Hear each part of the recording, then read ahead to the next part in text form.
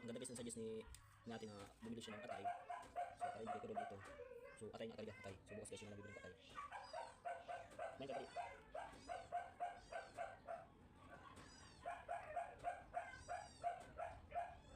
So kanina kasi guys nakikinig na siya. Baka lang nagugutom pa lang.